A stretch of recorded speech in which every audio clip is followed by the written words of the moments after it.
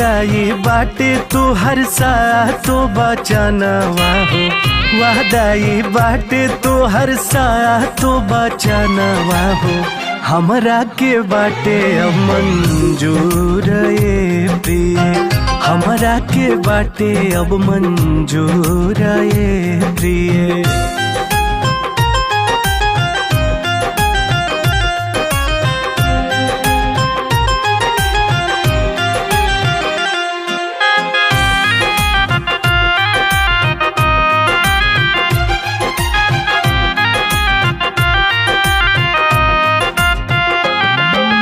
तीर्थ धाम यकत ही जैबा, हमरो के साथ लेके जैबा। हमरो इहे इरादा बाटे, साथ निभाई वादा बाटे। दूसरा वचन माई बाप के मनबा, हमरो भी माई बाप के जनबा। नैहर हो चाहे ससुरारी, सगरो उठाई जिम्मेदारी। बिजनेस या व्यापार जरा है, हमरो भी अधिकार तरह है। ई तीसरा वचन है। अरे घाटा होई चाहे मुनाफा, हिस्सा रही तुहरो सफा। जुआ ना खेला शराब नहीं पिया बाटे, जुआ ना खेला शराब नहीं पिया बाटे। चौथा वचन कर मंजूर स्वामी, चौथा वचन कर मंजूर स्वामी। जुआ शराब नहीं खेलब नहीं पियब हो, जुआ शराब नहीं खेलब नहीं पियब हो।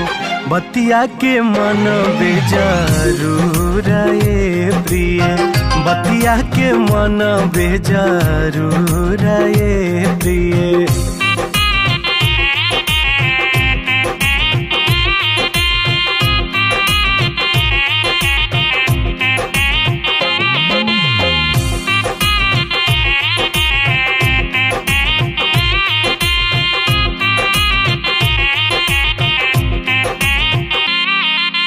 दूसरे में हर और तकबा नाही, एने ओने झकबा नाही। ई पांचवा वचन है। पांचवे वचन हम तोहरे मनबे, दूसरे में हर ओर न तकबे। छठवीं वचन कोई कारज करबा, हमरो राय जिया में धरबा। बिन पूछले कोई काम न करब, धर्म होई चाहे कोनो परब। सगरो उठाइबो मोर जिम्मेदारी, सुख दुख में रहे हिस्सेदारी। ई सातवीं वचन है। तुहर प्याच न आवे देहब, तुहरे दुख अपने पाले हब। हमरो भी पहला वचन रहब जे परदेसा बाता, हमरो भी पहला वचन रहब जे परदेसा बाता। करबू ना सवख सिंगार ए प्रिय, करबू ना सवख सिंगार ए प्रिय। जैसे तू कहबा हो वैसे ही रहब हम, जैसे तू कहबा हो वैसे ही रहब हम। मानव कुल कहना तोहारे स्वामी, मानव कुल कहना तोहारे स्वामी।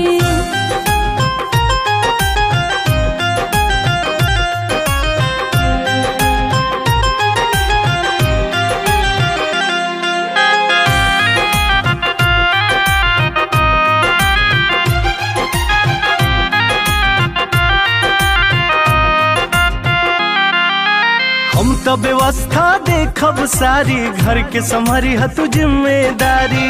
ई हमार दूसरी वचन है।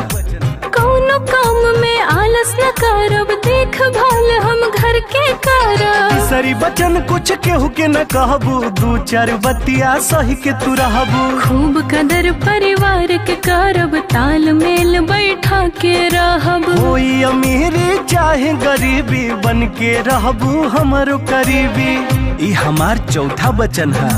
सुख दुख तोहरे साथ उठाएब, रूखा सूखा साथ में खाएब।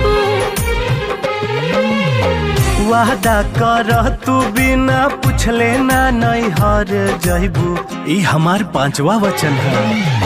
वादा कर तू बिना पूछले ना नहीं हारे जइबू करबू ना झगड़ा तकरार ये प्रिय करबू ना झगड़ा तकरार ये प्रिय। जैसन आदेश बाटे हमरा के मंजूर बाटे जैसन आदेश